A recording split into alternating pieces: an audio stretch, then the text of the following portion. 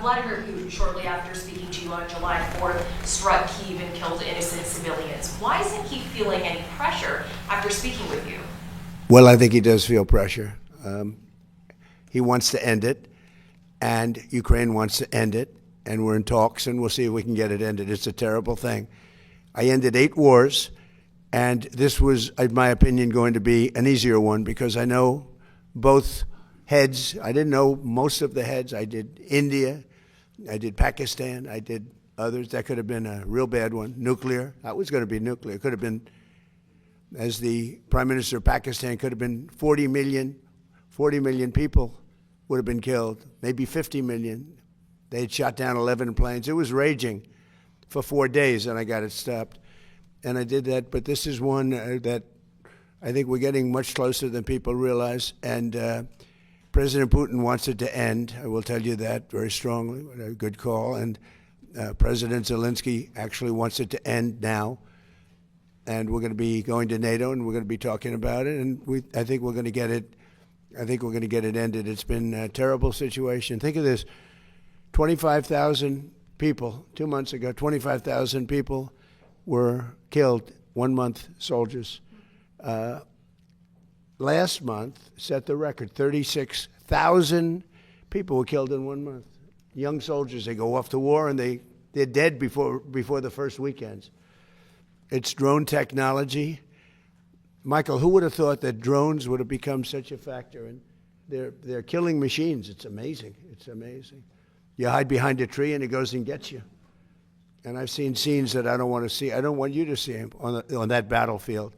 You know, you hear about the Civil War, you hear about all of these different terrible wars, but this is really horrible. So I had a very good call, and I think we're getting close to getting it done. Mr. President, on the economy, there's been a refocus, it seems, in June to talk about your economic policies.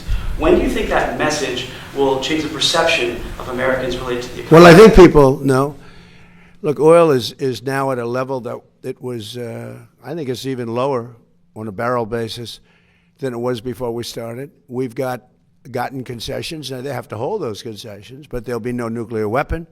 We're going to be getting the, as I call it, dust, the enriched material, nuclear dust, I call it.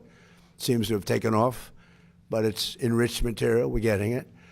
We're getting it. I went in for one reason, very strongly, that Iran cannot have a nuclear weapon. I'm not looking for regime change, although this is regime change. The first regime is gone. The second regime is gone. And I think the third regime is more reasonable, but we'll find out.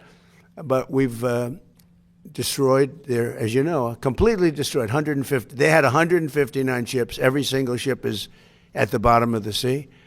We've completely destroyed. They don't have one airplane. They don't have radar. You know, one of the reasons we kept the oil down, because a lot of people said, Kevin, and a lot of people were saying that oil could go to $300, $350 a barrel, but one of the reasons that prediction wasn't right is we were taking out on average of 10, but sometimes less, sometimes more. 3 weeks ago, we had a night, 22 ships came out of the Strait, and the famous Strait of Hormuz, nobody ever heard of, but that is some big money machine, I'll tell you what. When you look at the numbers, Michael, that makes everything look small. No, wait.